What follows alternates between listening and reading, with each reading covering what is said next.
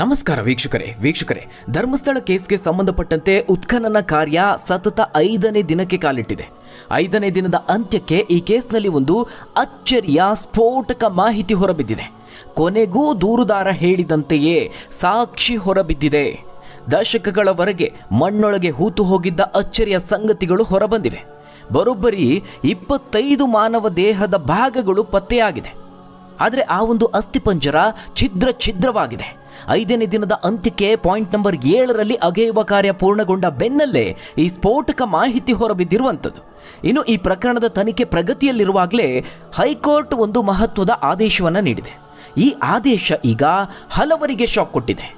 ಮತ್ತೊಂದು ಕಡೆ SIT ಅಧಿಕಾರಿಗಳು ಮೂಳೆಗಳು ಸಿಕ್ತಿದ್ದ ಹಾಗೆ ತನಿಖೆಯನ್ನು ಮತ್ತಷ್ಟು ಚುರುಕುಗೊಳಿಸಿದ್ದಾರೆ. ಧರ್ಮಸ್ಥಳ ಗ್ರಾಮ ಪಂಚಾಯಿತಿಗೂ ಎಂಟ್ರಿ ಕೊಟ್ಟಿದ್ದಾರೆ. ಹಾಗಾದ್ರೆ 5ನೇ ದಿನ ಏನೇನಾಯಿತು? 25 ಅಸ್ಥಿಪಂಜರದ ಭಾಗಗಳು ಸಿಕ್ಕಿದ್ದು ಎಲ್ಲಿ, ಯಾವ ಪಾಯಿಂಟ್ನಲ್ಲಿ? ಹೈಕೋರ್ಟ್ ಕೊಟ್ಟಂತಹ ಆದೇಶ ಏನು? ಧರ್ಮಸ್ಥಳ ಗ್ರಾಮ ಪಂಚಾಯಿತಿಗೆ ಎಂಟ್ರಿ ಕೊಟ್ಟಿದ್ಯಾಕೆ SIT ಅಧಿಕಾರಿಗಳು? ಮಹತ್ವದ ಸುಳಿವನ್ನ ಕಂಡು ಹಿಡಿದೇ ಬಿಟ್ರ SIT ಪೊಲೀಸರು? ಏನೆಲ್ಲ ಬೆಳವಣಿಗೆ ಆಗ್ತಿದೆ ಈ ಧರ್ಮಸ್ಥಳ ಪ್ರಕರಣದಲ್ಲಿ? ಆ ಬಗ್ಗೆ ಒಂದು ವರದಿ ಇದೆ, ನೋಡೋಣ. ಸ್ನೇಹಿತರೆ, ಮೊದಲನೇದಾಗಿ ಒಂದು ವಿಚಾರ ಅಂತ ಹೇಳಿದ್ರೆ, ಧರ್ಮಸ್ಥಳ ಕೇಸ್ಗೆ ಸಂಬಂಧಪಟ್ಟಂತೆ ಪ್ರತಿಷ್ಠಿತ ಮಾಧ್ಯಮಗಳಲ್ಲೂ ಹಾಗೆ ಹಲವು ಯೂಟ್ಯೂಬ್ ವಾಹಿನಿಗಳಲ್ಲೂ ಊಹಾಪೋಹಗಳನ್ನು ಸುದ್ದಿಯಾಗಿ ಬಿತ್ತರಿಸಲಾಗ್ತಾ ಇದೆ. ಅದರಲ್ಲೂ ಏಕಪಕ್ಷೀಯವಾದ, ಅಂದರೆ ಕೆಲವರು ದೂರುದಾರರ ಪರವಾಗಿ ಮಾತ್ರ ಅಥವಾ ಇನ್ನು ಕೆಲವರು ಆರೋಪಿಗಳ ಸ್ಥಾನದಲ್ಲಿರೋರ ಪರವಾಗಿ ಮಾತ್ರ, ಈ ರೀತಿಯಾಗಿ ಒನ್ ಸೈಡೆಡ್ ಆಗಿ ಸುದ್ದಿಗಳನ್ನು ಸೃಷ್ಟಿ ಮಾಡಿ ಪ್ರಸಾರ ಮಾಡಲಾಗ್ತಾ ಇದೆ. ದಯವಿಟ್ಟು ಅದ್ಯಾವುದಕ್ಕೂ ಕಿವಿಗೊಡಬೇಡಿ. ನಿಖರ, ನೈಜ, ನಿಷ್ಪಕ್ಷಪಾತ ಮಾಹಿತಿಗಳಿಗಾಗಿ ಇನ್ಸೈಟ್ ಕನ್ನಡ ಸುದ್ದಿವಾಹಿನಿಯನ್ನು ಸಬ್ಸ್ಕ್ರೈಬ್ ಮಾಡಿ ನಿರಂತರವಾಗಿ ವೀಕ್ಷಣೆ ಮಾಡಿ. ವೀಕ್ಷಕರೇ, ಮೊದಲನೇದಾಗಿ ಸುದ್ದಿಯ ವಿಚಾರಕ್ಕೆ ಬಂದರೆ, ಹೈಕೋರ್ಟ್ ಒಂದು ಮಹತ್ವದ ಆದೇಶವನ್ನು ಕೊಟ್ಟಿದೆ. ಧರ್ಮಸ್ಥಳ ಪ್ರಕರಣಕ್ಕೆ ಸಂಬಂಧಪಟ್ಟಂತೆ ಧರ್ಮಸ್ಥಳ ಮತ್ತು ಹರ್ಷೇಂದ್ರ ಕುಮಾರ್ ಕುರಿತು ಮಾನಹಾನಿಕರ ಸುದ್ದಿ ಪ್ರಸಾರ ಮಾಡದಂತೆ ವಿಧಿಸಿದ್ದಂತಹ ಒಂದು ನಿರ್ಬಂಧವನ್ನು ಕರ್ನಾಟಕ ಹೈಕೋರ್ಟ್ ಈಗ ತೆರವು ಮಾಡಿದೆ. ಹೈಕೋರ್ಟ್ನ ಏಕಸದಸ್ಯ ಪೀಠದ ನ್ಯಾಯಮೂರ್ತಿಗಳಾದ ಎಂ ನಾಗಪ್ರಸನ್ನ ಅವರು ವಿಚಾರಣೆ ನಡೆಸಿ ಅರ್ಜಿದಾರರ ಅರ್ಜಿಯನ್ನು ಭಾಗಶಃ ಪುರಸ್ಕರಿಸಿ ಮಾಧ್ಯಮಗಳ ನಿರ್ಬಂಧ ಆದೇಶವನ್ನು ತೆರವುಗೊಳಿಸಿದ್ದಾರೆ. ಇನ್ನು ತನಿಖೆ ವಿಚಾರಕ್ಕೆ ಬಂದರೆ, ಶುಕ್ರವಾರ ಸಂಜೆ ಅಂದರೆ ಇವತ್ತು ಸಂಜೆ SIT ತಂಡದ ಅಧಿಕಾರಿಗಳು ಧರ್ಮಸ್ಥಳ ಗ್ರಾಮ ಪಂಚಾಯಿತಿಗೆ ಆಗಮಿಸಿದ್ದಾರೆ. 1995ರಿಂದ 2014ರವರೆಗೆ ಈ ಅವಧಿಯಲ್ಲಿ ದಾಖಲಾದ UDR ಅಂದರೆ ಅಸಹಜ ಸಾವು ಪ್ರಕರಣಗಳ ದಾಖಲೆಗಳನ್ನು ಪಡೆದುಕೊಂಡಿದ್ದಾರೆ ಅನ್ನೋದು ವರದಿಯಾಗಿದೆ. ಅಲ್ಲಿಗೆ SIT ಅಧಿಕಾರಿಗಳು ಇನ್ನೊಂದು ಆಯಾಮದ ತನಿಖೆಯನ್ನು ಆರಂಭಿಸಿದಂತಾಗಿದೆ. ಅದು ಒಂದು ಕಡೆಯಾದರೆ, ಇತ್ತ ಪಾಯಿಂಟ್ 6ರ ರಹಸ್ಯವು ಬಯಲಾಗಿದೆ. ಎಲ್ಲರೂ ಅಂದುಕೊಂಡಿರೋದೇನು, ಈ ಕೇಸ್ನಲ್ಲಿ ಪಾಯಿಂಟ್ ನಂಬರ್ 6ರಲ್ಲಿ ಸಿಕ್ಕಿದ್ದು ಕೇವಲ 2 ಮೂಳೆಗಳು ಅಂತ. ಆದರೆ ಅಸಲಿ ವಿಚಾರ ಬೇರೆನೇ ಇದೆ ವೀಕ್ಷಕರೇ. ಧರ್ಮಸ್ಥಳದಲ್ಲಿ ಶವ ಹೂತಿಟ್ಟ ಆರೋಪಕ್ಕೆ ಸಾಕ್ಷಿ ಸಿಕ್ತಾ ಅನ್ನುವಂತೆ ಪ್ರಶ್ನೆ ಎದ್ದಿದೆ. ಪಾಯಿಂಟ್ 6ರಲ್ಲಿ ತನಿಖೆಗೆ ಬಹಳ ದೊಡ್ಡದಾದಂತಹ ಒಂದು ಟರ್ನಿಂಗ್ ಪಾಯಿಂಟ್ ಸಿಕ್ಕಿದೆ. ದೂರುದಾರ ಮಾರ್ಕ್ ಮಾಡಿದ್ದ ಸ್ಥಳದಲ್ಲಿ ಬರೋಬ್ಬರಿ 25 ಮಾನವ ದೇಹದ ಮೂಳೆಗಳು ಸಿಕ್ಕಿವೆ. ಸದ್ಯ ಅವಶೇಷಗಳು ಸಿಕ್ಕ ಸ್ಥಳಕ್ಕೆ SIT ಹೆಚ್ಚಿನ ಭದ್ರತೆಯನ್ನು ಕಲ್ಪಿಸಿದೆ. 4 ದಿಕ್ಕಿನಲ್ಲೂ ಶೀಟ್ ಹಾಕಿ ಸಾಕ್ಷಿ ನಾಶ ಆಗದಂತೆ ಕಟ್ಟೆಚ್ಚರ ವಹಿಸಲಾಗಿದೆ. ದೂರುದಾರ ಗುರುತಿಸಿದಂತಹ 13 ಶಂಕಿತ ಸ್ಥಳಗಳಲ್ಲಿ ಈ 6ನೇ ಸ್ಪಾಟ್ ಬಹಳ ಮಹತ್ವವನ್ನು ಪಡೆದುಕೊಂಡಿದೆ. ಆ ಸ್ಥಳದಲ್ಲಿ ಸುಮಾರು 1.5 ಗಂಟೆಗಳ ಕಾಲ ಉತ್ಖನನ ಕಾರ್ಯವನ್ನು ನಡೆಸಲಾಯಿತು. ಈ ಕಾರ್ಯಾಚರಣೆಯಲ್ಲಿ ಹಿಟಚಿ ಯಂತ್ರವನ್ನು ಬಳಸಲಾಯಿತು. ಸುಮಾರು 15 ಮೂಳೆಗಳು, ಅದರ ಜೊತೆಗೆ ಒಡೆದ ಮೂಳೆಗಳು ಮತ್ತು ಇತರ ಅವಶೇಷಗಳನ್ನು ಒಳಗೊಂಡಂತೆ ಒಟ್ಟು 25 ತುಣುಕುಗಳ ಅವಶೇಷ ಪತ್ತೆ ಮಾಡಲಾಗಿದೆ.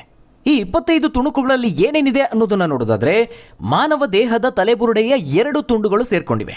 ಜೊತೆಗೆ ಕಾಲಿನ 2 ಮೂಳೆ ಇದೆ, ಬೆನ್ನು ಮೂಳೆಗಳು ಸಹ ಒಳಗೊಂಡಿದೆ, ಸಣ್ಣ ಮೂಳೆಗಳನ್ನು ಸಹ ಒಳಗೊಂಡಿದೆ. ತಲೆಬುರುಡೆಯ 2 ಚೂರುಗಳು ಸಹ ಪತ್ತೆಯಾಗಿವೆ. ಅದರ ಜೊತೆಗೆ 5 ಹಲ್ಲುಗಳು ಸಹ ಪತ್ತೆಯಾಗಿವೆ. ದವಡೆಯ ಮೂಳೆ, 2 ತೊಡೆಭಾಗದ ಮೂಳೆಗಳ ಜೊತೆಗೆ ಇನ್ನಿತರ ಎಲುಬುಗಳು ಸಿಕ್ಕಿವೆ. ಸ್ನೇಹಿತರೆ, ಈ ಮೂಳೆಗಳ ಜೊತೆಗೆ ತುಂಡಾದಂತಹ ಎಲಾಸ್ಟಿಕ್ ಒಳ ಉಡುಪಿನ ತುಂಡು ಸಹ ಪತ್ತೆಯಾಗಿದೆ. ಇದು 6ನೇ ಪಾಯಿಂಟ್ಗೆ ಸಂಬಂಧಿಸಿದ್ದಾದರೆ, ಇನ್ನು ಇವತ್ತು ಏನೇನಾಯಿತು? 5ನೇ ದಿನ ಆದಂತಹ ಇವತ್ತು 7ನೇ ಪಾಯಿಂಟ್ನಲ್ಲಿ ಅಗೆಯುವ ಕಾರ್ಯ ನಡೀತು. SIT ತಂಡ, ಸಿಬ್ಬಂದಿ, ದೂರುದಾರ ಎಲ್ಲರೂ ಸ್ಥಳದಲ್ಲಿ ಹಾಜರಿದ್ದರು. 11:30ರ ವೇಳೆಗೆ ಕಾರ್ಯಾಚರಣೆ ಆರಂಭ ಆಯಿತು. 1:30ರ ವೇಳೆಗೆ ಉತ್ಖನನ ಕಾರ್ಯದ ನಡುವೆ 7 ಜನ ಕಾರ್ಮಿಕರು ವಾಪಸ್ಸು ಬರ್ತಿರುವಂತಹ ದೃಶ್ಯ ಸೆರೆಯಾಗಿದೆ. ಆದರೆ ಹಿಂದಿನ ಪಾಯಿಂಟ್ಗಳಿಗೆ ಹೋಲಿಸಿದರೆ ನಾವು ಗೌಪ್ಯತೆಯನ್ನು ಹೆಚ್ಚಾಗಿ ಇಲ್ಲಿ ಕಾಪಾಡಿಕೊಳ್ಳಲಾಗ್ತಾ ಇದೆ. ಫೋನ್ ಬಳಕೆಯೂ ನಿರ್ಬಂಧಿಸಲಾಗಿದೆ ಅನ್ನೋದು ಸಿಕ್ಕಿರುವಂತಹ ಮಾಹಿತಿ. ಇನ್ನು ಕಾರ್ಯಾಚರಣೆಯ ಜಾಗಕ್ಕೆ 15 ಪ್ಲಾಸ್ಟಿಕ್ ಕುರ್ಚಿಗಳನ್ನು ಮಾತ್ರ ತೆಗೆದುಕೊಂಡು ಹೋಗಲಾಗಿದೆ. ಹಿಟಾಚಿ ಮೂಲಕವಾಗಿ 7ನೇ ಪಾಯಿಂಟ್ ಸುತ್ತಮುತ್ತಲಿನ ಗಿಡಗಂಟಿಗಳನ್ನು ಸ್ವಚ್ಛಗೊಳಿಸಲಾಯಿತು. ಇವತ್ತಿನ ದಿನದ ಸಂಜೆಯವರೆಗಿನ ಅಪ್ಡೇಟ್ ಸಿಕ್ಕಿದೆ. ಇವತ್ತಿನ ದಿನದ ಅಂತ್ಯದ ವೇಳೆಗೆ 2.5 ಅಡಿ ತೋಡಿದರೂ ಮಾನವ ದೇಹದ ಮೂಳೆಗಳಾಗಲಿ ಅಸ್ಥಿಪಂಜರವಾಗಲಿ ಸಿಕ್ಕಿಲ್ಲ. ನಿನ್ನೆ ಮೂಳೆಗಳು ಸಿಕ್ಕಿದ್ದು 3.5 ಅಡಿ ಅಗೆದ ನಂತರದಲ್ಲಿ ವೀಕ್ಷಕರೇ. ಹಾಗಾಗಿ ಮುಂದಿನ 1.5 ಅಡಿ ಅಗೆತ ಬಹಳ ನಿರ್ಣಾಯಕ ಅನಿಸ್ಕೊಳ್ಳುತ್ತೆ. ಆದ ಕಾರಣ ಈ 7ನೇ ಪಾಯಿಂಟ್ನಲ್ಲಿ ಇನ್ನಷ್ಟು ಆಳಕ್ಕೆ ಅಗೆಯಬೇಕಾಗುತ್ತೆ. ಆದರೆ ಕತ್ತಲು ಆವರಿಸಿರೋ ಕಾರಣ ಇವತ್ತಿನ ಕಾರ್ಯಾಚರಣೆಯನ್ನು ಅಂತ್ಯಗೊಳಿಸಲಾಗಿದೆ. ಇವತ್ತು 8ನೇ ಪಾಯಿಂಟನ್ನು ಕೂಡ ಅಗಿತಾರೆ ಅನ್ನುವಂತಹ ನಿರೀಕ್ಷೆ ಇತ್ತು. ಆದರೆ 8ನೇ ಪಾಯಿಂಟ್ ನಾಳೆಗೆ ಶಿಫ್ಟ್ ಆದಂತೆ ಕಾಣಿಸ್ತಾ ಇದೆ. ನೇತ್ರಾವತಿ ಸೇತುವೆಯ ಪಕ್ಕದಲ್ಲಿಯೇ ಈ 8ನೇ ಪಾಯಿಂಟ್ ಇರುವಂಥದ್ದು. ಜೊತೆಗೆ ರಸ್ತೆ ಬದಿಯಲ್ಲಿರುವಂತಹ 9, 10, 11, 12ನೇ ಪಾಯಿಂಟ್ ಕೂಡ ಇದೆ. ಹಾಗಾಗಿ ಇನ್ನೂ 7 ಪಾಯಿಂಟ್ಗಳ ಉತ್ಖನನ ಕಾರ್ಯ ಬಾಕಿ ಇದೆ ಅಂತ ಹೇಳ್ಬೋದು. ಸ್ನೇಹಿತರೆ, ಇಲ್ಲಿ 6ನೇ ಪಾಯಿಂಟ್ನಲ್ಲಿ ಇಷ್ಟೆಲ್ಲ ಮೂಳೆಗಳು ಸಿಕ್ಕಿದ್ರೂ ಕೂಡ ಈಗಲೇ ಎಲ್ಲವನ್ನ ನಿರ್ಧಾರ ಮಾಡೋದಕ್ಕೆ ಆಗೋದಿಲ್ಲ. ಆದರೆ ದೂರುದಾರ ಹೇಳಿರುವಂತಹ ಒಂದು ಪಾಯಿಂಟ್ ಏನಾದರೂ ಸಾಬೀತಾಯಿತು ಅಂದರೆ ಅದು ಕೇಸ್ಗೆ ಬಹಳ ದೊಡ್ಡದಾದಂತಹ ಟ್ವಿಸ್ಟನ್ನು ಕೊಡುತ್ತೆ. ಅದು ಆಘಾತಕಾರಿ ಬೆಳವಣಿಗೆಯೂ ಕೂಡ ಹೌದು. ಈಗಾಗಲೇ 6ನೇ ಪಾಯಿಂಟ್ನಲ್ಲಿ ಸಿಕ್ಕಿರುವಂತಹ ಮೂಳೆಗಳು ದೂರುದಾರನ ಹೇಳಿಕೆಗೆ ಬೆಂಬಲವನ್ನು ಒದಗಿಸಿದೆ. ಮೇಲ್ವಿಚಾರಕ ವ್ಯಕ್ತಿಗಳು ತನ್ನ ಮೇಲೆ ಒತ್ತಡ ಹೇರಿ ನೂರಾರು ಮೃತದೇಹಗಳನ್ನು ಹೂಳುವ ಅಥವಾ ಸುಡುವಂತೆ ಮಾಡಿದ್ದಾರೆ ಅಂತ ಆತ ಆರೋಪಿಸಿರುವಂಥದ್ದು. ಬಹಳಷ್ಟು ಮೃತರು ಇದರಲ್ಲಿ ಮಹಿಳೆಯರು, ಶಾಲಾ ವಿದ್ಯಾರ್ಥಿನಿಯರು, ಭಿಕ್ಷುಕರು ಮತ್ತು ವಸತಿ ರಹಿತ ಗಂಡಸರಾಗಿದ್ದಾರೆ ಅಂತ ಆತ ಹೇಳಿಕೆ ಕೊಟ್ಟಿದ್ದಾನೆ. ಇನ್ನು ಕೆಲವರಲ್ಲಿ ಆಸಿಡ್ನಿಂದ ಸುಟ್ಟಂತಹ ಗುರುತುಗಳಿವೆ, ಕೆಲವು ದೇಹಗಳಲ್ಲಿ ಕುತ್ತಿಗೆ ಹಿಸುಕಿದಂತಹ ಗುರುತುಗಳಿದೆ ಅಂತ ಆತ ಹೇಳಿಕೆ ಕೊಟ್ಟಿದ್ದಾನೆ. ಇದೆಲ್ಲದಕ್ಕಿಂತ ಮುಖ್ಯವಾಗಿ ಸ್ನೇಹಿತರೆ, ಒಂದು ದೇಹ ಶಾಲಾ ಸಮವಸ್ತ್ರ ಮತ್ತು ಚೀಲವನ್ನು ಹೊಂದಿತ್ತು ಅಂತಲೂ ಆತ ಹೇಳಿದ್ದಾನೆ. ಈ 13 ಪಾಯಿಂಟ್ಗಳಲ್ಲಿ ಶಾಲಾ ಸಮವಸ್ತ್ರ ಹೊಂದಿದ್ದ ದೇಹದ ಜೊತೆಗೆ ಚೀಲದ ಅವಶೇಷ ಏನಾದರೂ ಸಿಕ್ಕಿದ್ರೆ ಅದು ಆಘಾತಕಾರಿ ಬೆಳವಣಿಗೆ. ಈ ಪ್ರಕರಣ ತೀವ್ರ ಗಂಭೀರ ಸ್ವರೂಪವನ್ನು ಪಡೆದುಕೊಳ್ಳುತ್ತೆ. ವೀಕ್ಷಕರೇ, ಇವೆಲ್ಲವೂ ಒಂದು ಕಡೆ ಆದರೆ ಈಗ ಸದ್ಯಕ್ಕೆ ಆಗಿರುವಂತಹ ಬೆಳವಣಿಗೆ ಪ್ರಕಾರ ಈ ಮೂಳೆಗಳನ್ನು ಇಟ್ಕೊಂಡು ಏನು ಮಾಡಬಹುದು? ಮೂಳೆಗಳ ಅಧ್ಯಯನವನ್ನು ನಡೆಸಿ ಮೃತ ವ್ಯಕ್ತಿಯ ವಯಸ್ಸು, ಲಿಂಗ, ಹಿನ್ನೆಲೆ ಮತ್ತು ಎಲ್ಲಕ್ಕಿಂತ ಮುಖ್ಯವಾಗಿ ಯಾವ ಕಾರಣದಿಂದ ಆ ವ್ಯಕ್ತಿಯ ಸಾವು ಸಂಭವಿಸಿತು ಅನ್ನೋದನ್ನು ಪತ್ತೆ ಹಚ್ಚಬಹುದು. ಮೂಳೆಗಳ ಅಸ್ಥಿಮಜ್ಜೆಯಲ್ಲಿ ಸಿಗುವಂತಹ DNA ಬಹಳ ಪ್ರಮುಖ ಪಾತ್ರವನ್ನು ವಹಿಸುತ್ತೆ. ಅದನ್ನು ಪರೀಕ್ಷಿಸಿ ಕರ್ನಾಟಕದಲ್ಲಿ ಈವರೆಗೆ ಕಾಣೆಯಾಗಿರುವಂತಹ ಪಟ್ಟಿ ಇರುತ್ತಲ್ವಾ, ಅದಕ್ಕೆ ಹೋಲಿಕೆ ಮಾಡಿ ಏನಾದರೂ ಸಾಮ್ಯತೆಗಳು ಕಂಡು ಬರುತ್ತಾ ಅನ್ನೋದನ್ನು ಪತ್ತೆ ಹಚ್ಚಬಹುದು. 1980ರ ದಶಕದಿಂದ ಕರ್ನಾಟಕದಲ್ಲಿ ಕಾಣೆಯಾಗಿರುವಂತಹವರ ಒಂದು ಪಟ್ಟಿ ಇದೆ. ಸುಮಾರು 416 ಜನರ ಪಟ್ಟಿ ಇರುವಂಥದ್ದು. ಒಂದು ವೇಳೆ ಯಾರ ಜೊತೆಗಾದರೂ ಆ DNA ಹೋಲಿಕೆ ಆದರೆ ಮೃತ ವ್ಯಕ್ತಿಯ ಹೆಸರು ಗೊತ್ತಾಗುತ್ತೆ, ಗುರುತು ಗೊತ್ತಾಗುತ್ತೆ, ಆತ ಹೇಗೆ ಸತ್ತ, ಸಾವಿನ ಹಿನ್ನೆಲೆಯನ್ನು ತಿಳಿದುಕೊಳ್ಳೋದಕ್ಕೆ ಇನ್ನಷ್ಟು ಸಹಾಯಕ ಆಗುತ್ತೆ. ಇದು ಮೊದಲನೇ ಹಂತ. ಇದಾದ ನಂತರದ ಹಂತದಲ್ಲಿ ಮೃತ ವ್ಯಕ್ತಿಗಳು ಏನಾದರೂ ಕೊಲೆ ಆಗಿದ್ರಾ ಅನ್ನೋದನ್ನು ಗುರುತಿಸಬೇಕಾಗುತ್ತೆ. ಅದಕ್ಕಾಗಿ ಏನು ಮಾಡಬಹುದು? ತಜ್ಞರು ಈ ಮೂಳೆಗಳು ಏನು ಸಿಕ್ಕಿದೆ ಅದರಲ್ಲಿ ಕತ್ತರಿಸಿದ ಗುರುತೇನಾದರೂ ಇದೆಯಾ, ಅಥವಾ ಮೂಳೆಗಳು ಮುರಿತಕ್ಕೊಳಗಾಗಿ ಬಹಳ ದೊಡ್ಡ ಮಟ್ಟದ ಹಿಂಸಾಚಾರಕ್ಕೆ ಒಳಪಟ್ಟಿದೆಯಾ ಅನ್ನೋದನ್ನು ಪರೀಕ್ಷೆ ಮಾಡಬಹುದು. ಕೆಲವು ಸಂದರ್ಭಗಳಲ್ಲಿ ಮೂಳೆಗಳಲ್ಲಿ ಕೊಲೆಗಾರರ DNA ಅಥವಾ ಮೃತ ವ್ಯಕ್ತಿ ಎಲ್ಲಿಂದ ಬಂದಿರಬಹುದು ಅನ್ನೋದ್ರ ಬಗ್ಗೆ ಒಂದಷ್ಟು ಸುಳಿವುಗಳು ಸಿಗುತ್ತೆ. ಅದನ್ನ ಇಟ್ಕೊಂಡು ಮುಂದಿನ ತನಿಖೆಯನ್ನು ಮಾಡಬಹುದು. ಯಾಕಂದರೆ ಇದೇ ರೀತಿಯಾಗಿ ಸಾಕ್ಷಿಗಳು ಬೇರೆ ಬೇರೆ ಪ್ರಕರಣಗಳಲ್ಲಿ ಈ ಹಿಂದೆಯೂ ಕೂಡ ತನಿಖೆಗೆ ಸಹಾಯ ಆಗಿ ಕೊಲೆ ರಹಸ್ಯವನ್ನು ಭೇದಿಸುವುದಕ್ಕೆ ನೆರವಾದಂತಹ ಉದಾಹರಣೆಗಳು ಸಾಕಷ್ಟಿವೆ. ಹಾಗಾದರೆ ಹೇಗಿರುತ್ತೆ ಈ FSL ಪರೀಕ್ಷೆ? ಅಸ್ಥಿಪಂಜರದ ಫರೆನ್ಸಿಕ್ ಪರೀಕ್ಷೆ ಯಾವ ರೀತಿಯಾಗಿ ನಡೆಯುತ್ತೆ?